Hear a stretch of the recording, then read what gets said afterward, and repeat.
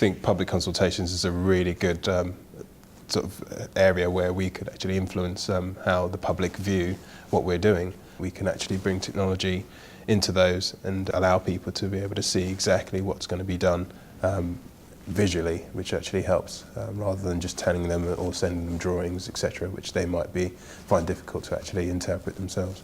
You might find they've got the technology in their home to view it, so they wouldn't need to congregate in one place altogether. And it would be a much easier way to get the message out to a much wider audience of people that sometimes find it difficult to access coming into a public consultation. I think we've got a lot more ability to communicate our design intent through things like visualisations, but also being able to move them to be in a position that's sat in their back garden listening to how it will sound once a new piece of infrastructure has been built. In terms of public consultation, I think the ability to deliver a number of different options to the public as well that can be articulated through digital medium.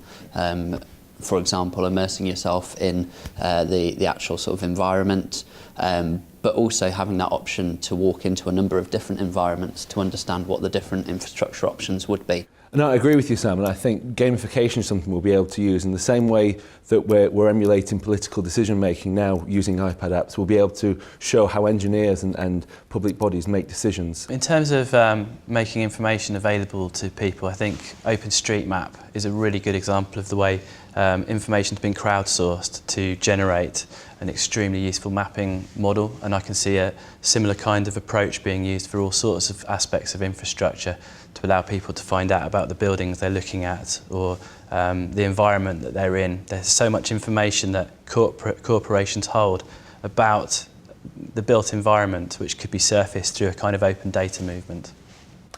I think the crowdsourcing point is really important, actually, but I just think there's so much scope out there for developing that further.